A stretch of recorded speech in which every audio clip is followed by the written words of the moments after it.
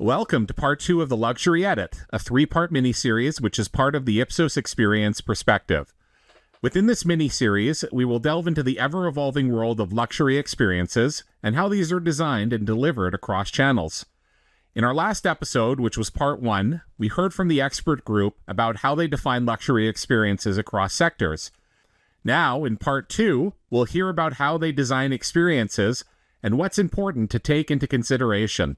So without further ado, here we go with part 2. So we've defined luxury and what it means in 2025. So we're now going to move into thinking about designing luxury experiences and talk about that in this next section. So Nora, starting with you, I know that you are passionate, as I am on the human-centered design process and having the human at the heart all the way through that. What is that process, and can you describe how you use that in the work that you do, please? Yes, well, it's very interesting because we've spoken about, I think the word experience has come up in our discussion today several times. And ultimately, the notion of experience is the psychology of the user. We're trying to develop, as designers, spaces that will feel unique and personal to the people that enter. And if we look back in time, I would say 20 some odd years ago, the notion of quality through certain products, whether they're retail or hotel, it was enough just to elevate it to a certain quality and to give people a sense that they were in an envelope that ensured a kind of quality that even could be repeated from one city to another. And I think the experience, and as a designer, what has become much more interesting is this notion of personalization and bringing in a local story. So as everyone has mentioned, people like to have a sense of a story, a sense of a memory. And what we try and do is bring in a sense of local materials, local craft. For instance, Budapest, we have a huge tradition of these trades and crafts and art. And how do you personalize a space and make sure that the people have felt that they've been elevated historically, perhaps to another time, via a space that at the same time is completely contemporary. So it's a very interesting balance. And I think the other issue to consider is how do you make the people feel that they are affecting that history, so that if they're staying in a place, that they are somehow becoming integrated in a local culture that has transformed them into the local tradition. So our role as designers is always finding that, whether it's in a Hungarian or international context, of finding the crafts and materials that translate to a much broader context than the product that we're designing for. Brilliant. And in terms of the human-centered design process, how do you ensure that the human's needs are brought into the process of design through, the process of creating the space and designing the building? Well, I think it's a diverse amount of things. I mean, in some places we get a very clear template of the user experience that we have to translate. But I think the other interesting thing is, how do we create a sensation of elitism and at the same time make it inclusive? For instance, many of these buildings have been designed, or places, to give a sense that by entering therein, you are part of an exclusive experience.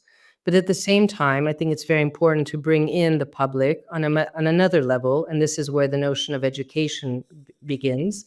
So it's finding a way of creating exclusivity, but at the same time in a way that's integrating a much broader audience, because I think that's the success of luxury, that it doesn't maintain a sense of being a ghetto, but at the same time educates people who would like to join this level of elitism or exclusivity by nature of experiencing the space. So by designing public zones within these buildings, you can create a way to break down that threshold and include those people who might just come in, a local population, and feel part of an elevated experience that might not be otherwise available to them. And have that sense of place, really, isn't it? And have that sense of place in the hotel. And is this from the staff perspective as well? Do you think about it from the employee perspective too? Is that something you bring in? Of course, I think it's very important that when you're translating as a designer the psychology of spaces you design, all members of that community have to be affected and feel inclusive, especially if you have very broad social demographies of people who are working there versus the guests that all feel that they're part of the same community. Absolutely, absolutely. And how does this fit with you in terms of, Antonio, thinking about retail experiences? Do you approach it from a retail experience the same? Yes, we do. We have to keep in mind that 10 years ago, it was not possible to buy a watch or a piece of jewelry through internet. And I mean, and if you were talking with some brands, like, let's go back to 2014, 2015, many brands would say, we'll never sell our products through internet. And nowadays, a few years later, they are doing it. I mean, we cannot go against. Of course, I'm fighting for the experience we are creating in our boutiques. I always say, and it's hard to tell, but we are selling products that nobody needs. I mean, nowadays you don't buy a watch to get the time, right? So it's very important that our staff understands. Okay, what's the need behind? Why is a client willing to pay 1,000, 10,000, 100,000 francs for something he doesn't need, right?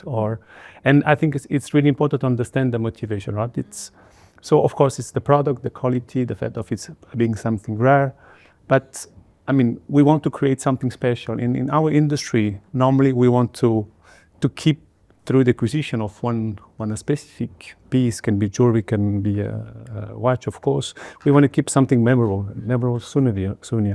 A birth of a child, a great deal I've done in business, and I want to keep kind of a nice memory and souvenir of that, right?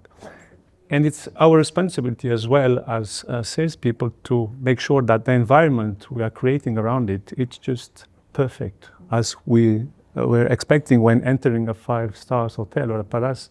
We expect everything to be perfect from the entrance through the whole journey, right? It's exactly the same in our boutiques. We are investing a lot in the design of our boutiques to always have, everything has to be perfect and the clients feel like at home. And it's interesting, that interplay between online, offline, digital. And how do you make sure that guests have that seamless experience from online, offline, and get that sense of Boucherie from the brand promise or the Beau Rivage? How do you ensure that that's pulled through the different channels that you are delivering your experience through? It's interesting to see that many clients are and we all have different perception on that. I personally would agree to buy a watch or a certain other goods for 1,000, 2,000 francs through a website. But maybe more than this, I would like to have someone in front of me. I would like to have the whole experience. I would like to have the storytelling around it, right? So at the moment, we see that until a certain price level, some products we can sell them through internet, and the prices the purchases increasing every year. But for a certain category of products, clients want to go in the stores. They want to have the whole experience. They want to have, feel the confidence with the sales members, the ambassadors, and to keep a relationship with them. Great. And I think, Felicitas, I just want to touch on authenticity there and storytelling, because I know that's something you're passionate about as well. What's the importance of authenticity and storytelling in luxury? Oh, a very big importance. And I would say it's going to be even more important in the age of technology. And I would like to revert back to Robert, who mentioned what kept you relevant throughout the many, many decades that you have been existing, that you will hopefully exist, is the human connection. And the authenticity of the human connection is hard work. This cannot be automated. And even when people say, well, AI, for example, will do the whole CRM database and so on, this is a different thing than taking the time, sitting down with a client, getting to know that person, greeting themselves, because that is you make that person feel special, because you sacrificed your time, you hosted them in your holy halls, and this is what creates this feeling of specialty, and that is only through the authentic human connection. Brilliant. Thank you. I can imagine that it's getting more and more challenging to renew the experience, to give new touch to certain elements of the experience. Nora, how can you get inspired and re-inspired during your daily work? Because I imagine it's super difficult, especially if you are working with big brands but you are actually in a smaller country. So what's your source of inspiration? Actually, I never have trouble being inspired because I think that in each project we have to find, as designers, the same story that we will tell to the clients who will eventually experience that.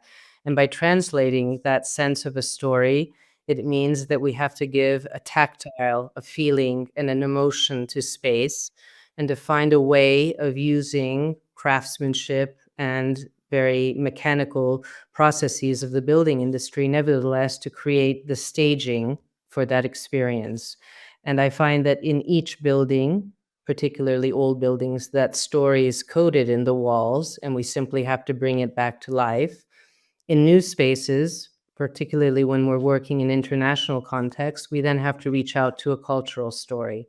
So I find that in each situation, there are very general rules that we have to follow, but ultimately it's the designer's calling to make the translation between space, the quality of touching, of feeling, and leaving in the way that I think almost everyone has talked today about the notion of emotions, that people have left with a sense of being affected emotionally by the quality of space that you've designed. And that means everything from acoustics to color to textile, everything impacts the way people think. 20 years ago, we would never have included an acoustic designer in the spaces we design. And today we must, because even the notion of sound is critical and quiet, and audio privacy is all part of the language of design that we're embarking on. Amazing. It's super interesting to hear that regardless your sectors, everybody has mentioned emotions already several times. Vivian, when it comes to your inspiration, can you recall a moment what was like super inspirational for you, what maybe made you start your award, or what made a big change in the way how you design luxury?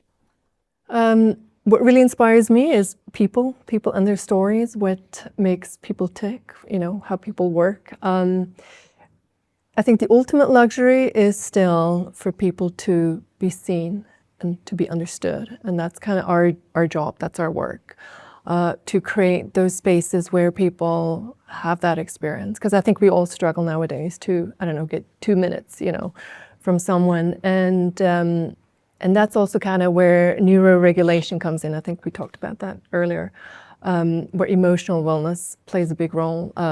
In wellness, we talk a lot about mental wellness. I think that's, everybody's been talking about mental wellness, but emotional wellness, I think that's kind of where luxury is going, and for people to, be understood. Yeah, and I think it's really interesting what you just said, because from our research, we know how important emotions are. So from our recent customer experience global insights research, we can see that the more emotionally attached people are in an experience, the more likely they are to recommend, to keep on coming back and to form that relationship, because ultimately that is what all customer experience, luxury or not, it's all about relationships. But with luxury, even more so, it's all about that heightened, intensive relationship. And I feel that, it's all about giving people back time. And you've just mentioned well-being, health and wellness, spiritual but well-being, mental, emotional well-being. And in Greek philosophy, there's two concepts of time, chronos and kairos. And chronos is about, clock watching, minute by minute, timing, when you're boiling an egg to get that perfect center, whether you're poaching or boiling an egg. I can see Robert nodding there. I'm sure that's very important to the chefs at Beau Rivage. But then kairos is more of a qualitative sense of time, in that people lose themselves in that moment. When you're on the massage table, when you're taking yourself away from everything, when you're in a fabulous art gallery or museum or retail experience or restaurant, where you're not clock watching and time is a gift, and it's something that you're not watching minute by minute, but just having that experience. And for me, luxury is about giving people this gift of time, which I think is really interesting. I just wanted to see your reflections on that, Felicitas. this concept of time in luxury? Absolutely. I'm very glad that you bring this up, because it is indeed a luxury to allow oneself this time of indulgence. And I mentioned before the issue of efficiency. Like, many people point that as a positive thing. They point that out as a positive thing, that we need to strive for efficiency because we are so much about business and so much about making things more productive. But this is the opposite in luxury. Who wants to have an efficient massage, as you mentioned? So the allowing oneself to go at the opposite of what common management sense would say. This is how luxury management works. And there's actually a couple of research works that show that many rules that apply in normal marketing go opposite for luxury marketing. And I would say the sense of time belongs definitely to it, unless we really talk about, operational stuff that should go efficient in the background. But when it comes to the luxury experience, then I think efficiency and rushing things is definitely not the way to go. And how about you, Robert? In your luxury experience in the hotel, the concept of time, does that ring true for you? Yeah, totally. Because our guests, when they come, they want to be given that time. So I wholeheartedly agree with what you said. Luxury is also about giving back that time to our guests who wants to stand in line for check-in or for leaving the hotel. I think I just want to give you an example because I remember that very well. When I started out in the career, we had a standard said the check-in should not last longer than 7 or 8 minutes. Can you imagine doing a check-in today for 7 or 8 minutes? It's impossible. So nobody wants to have a check-in more than 30 seconds. And I think today it's very important also from our perspective, because it was mentioned earlier, technology. How can we use technology? And technology today, the way we try to integrate technology into our guest experience is use it more as an enabler for the guest and also a choice for the guest. Does the guest want to use the technology to interact with us, or does the guest prefer to have the direct human connection? And I think that's very important in that notion of time. Some would like to have that 10-minute conversation with the receptionist because maybe they feel lonely or they want to have a long conversation. We have those guests, and we have other guests who, they basically they want us to throw them the room key when they get in so they can go right away to the room. So we try to do both, and technology is there to help us in providing both, but never just as one solution, because every guest is different and every guest has a different approach to time. Some are looking for maybe just for the efficiency, and some are looking actually as a luxury, having that time and spending that with the people here in the hotel. Yeah, and I think that technology is really interesting, and I'll have to mention AI, I'm sorry, and the role of AI in designing experiences as well. I'd love to get your opinions on that, but I just wanted to, something just pricked my memory there when you said about technology as an enabler. Myself and my husband had gone to this beautiful spa, a really luxurious spa, and we sat down for a Michelin star restaurant meal, and they came out with a wine list on an iPad, and my heart was like, no, I don't want the wine list on an iPad. I really wanted still the leather bound paper copy, and it really took away from the experience, like scrolling through. But it's really interesting how technology, you have to be thinking about how very carefully how you design the experience. So Vivian, what are you seeing in the world of designing experiences and the role of AI in that, and the role that it plays in luxury? In our field, in the sort of wellness hospitality, it plays a big role, obviously. A lot of the equipment is going touchless, for example. A lot of the treatments are turning out to be touchless. And then there's the sort of counterpart, people still want a hands-on massage, because nothing replaces that, really. So I think in the future, the brands who will combine both will do really well. I think you need both. We obviously need to go with the times. We need AI, we need technology, but that human connection is it's irreplaceable. And that intuition as well, especially in our wellness field. Intuition and sort of just, feeling or knowing what that person wants is different than just, an app knowing the preferences of that person. So that's we need to understand that difference. I could sense that maybe, you would want a chamomile tea or you might want champagne. I like whereas, yeah, okay. But like in this instance, right? So whereas an app just knows your preferences. Yes, that's a very good point. If I may just say something, it's interesting because I think the moment AI, I agree with what you said. At the same time, there was a study done recently, and I can't remember where it's from, but they tested a call center and they tested it with AI and with humans. And actually, the AI did much better emotionally, empathetically, than the human voice did. So this was only voice. There was obviously no body language. But it's interesting to see that AI can replace, perhaps at some stage in the future, the human interaction, because the person on the other end, the customer, will not realize that they're actually speaking, to an AI-generated content. Or experience AI-generated content.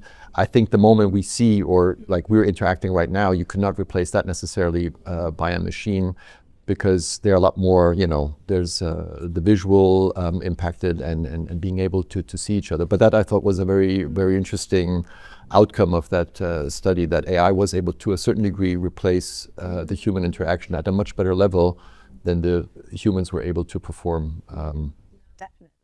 You mentioned AI, and just a small comment in the brackets.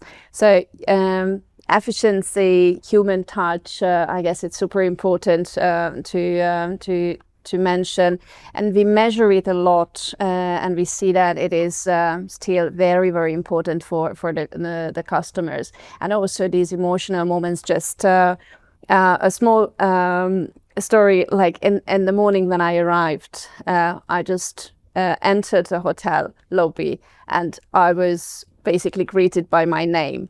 So it was super efficient. I didn't have to say anything. I was just directed to the second floor and I was super impressed. So that human touch was like the highlight of my morning. So I think, yeah, whereas in certain cases AI can evolve and can help to elevate the experience, but the human touch is still super important when it comes to emotions. And besides AI, we also measure a lot of super current and super heaving topics, and ESG is one of these topics. We know ESG is somewhat controversial in certain conversations.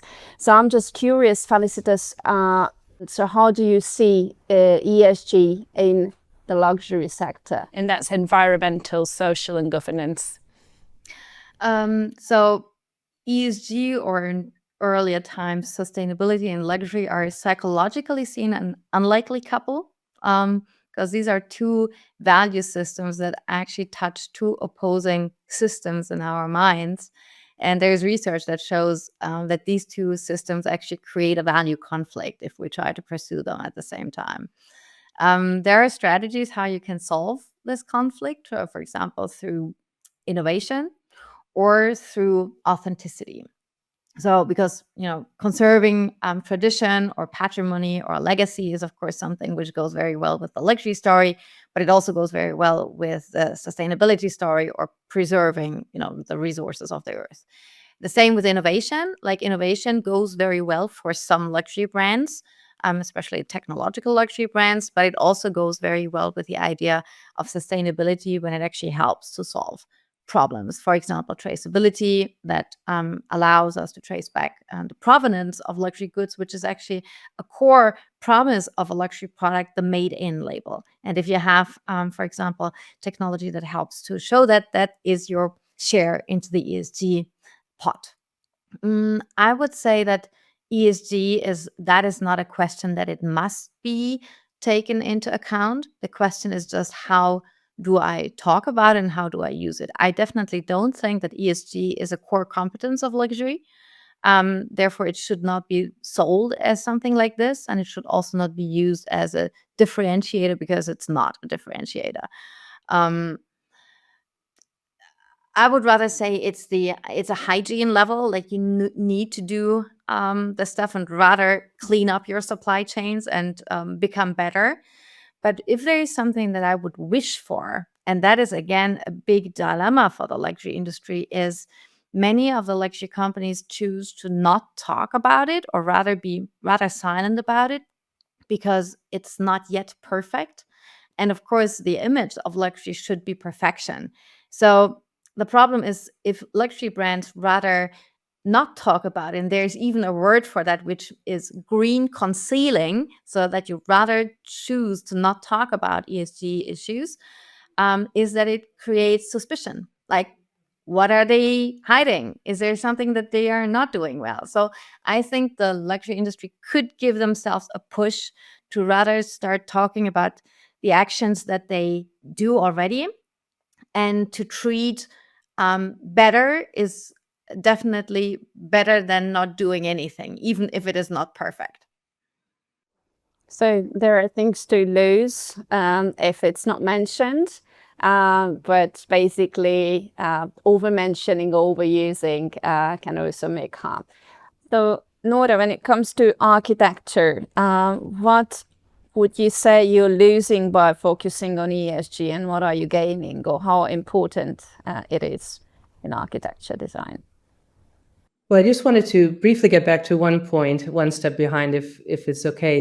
AI versus the future. I think that one of the many things we're talking today is a sense of contradiction, because in my mind, many of the people seeking the luxury experience are striving for a sense of nostalgia, to have a sense of the past that has not been devalued by the implications of everything that's going on today, to slow down and to be part of a reality that we might associate with other generations from the past, whether it's a product, a space, a motion in time.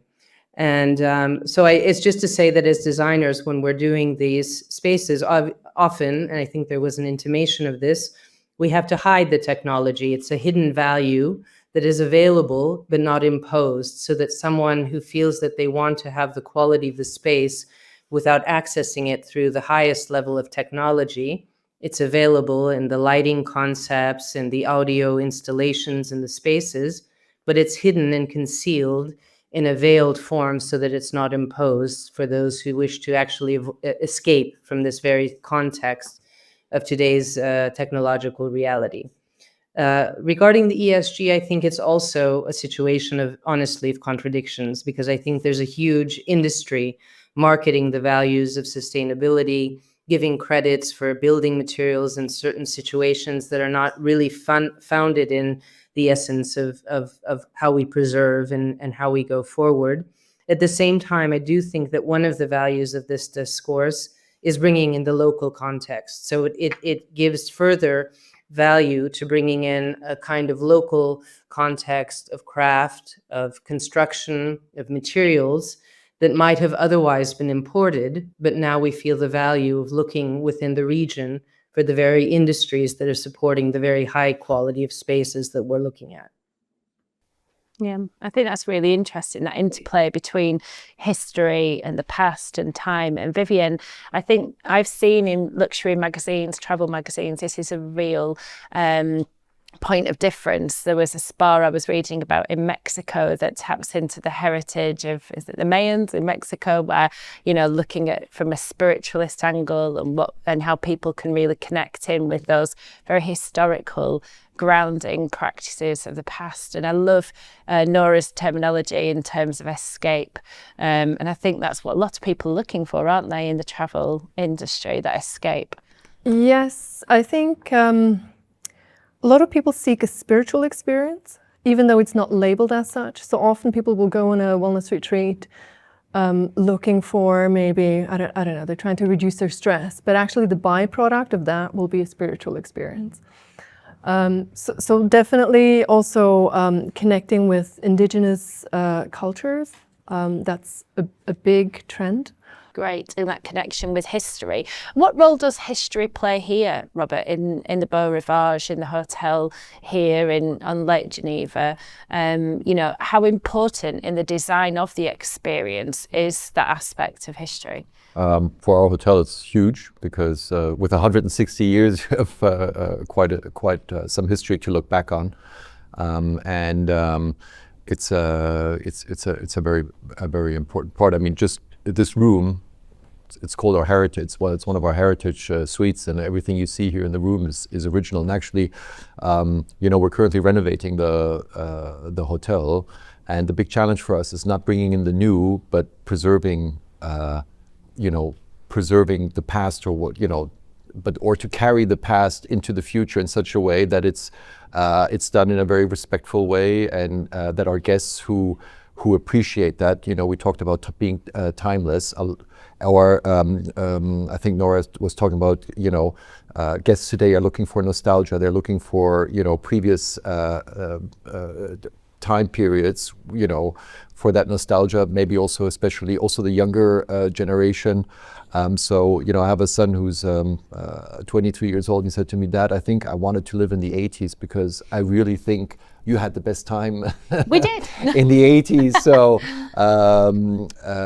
So that's quite interesting. And I think when I look at our different guests here, we have multi-generational guests who've been coming here as kids, and they're coming back as adults, and they're coming back as grandparents with their kids and their grandchildren. So this multi-generational travel is growing and becoming more and more important. That's what our guests are seeking here is exactly that heritage and that history. So we're trying to concoct experiences around that heritage without it being contrived. So we're really trying to dig and look at, we have archives here in the hotels going back to 1865. So it's wonderful, some of the things that we're finding. And sometimes actually I'm being tipped off by journalists who are doing some research, and they said, actually, I'm doing some research on a book currently, and I found out that the personality that I'm researching actually stayed at your hotel. Would you be able to find some information on that person? So then that's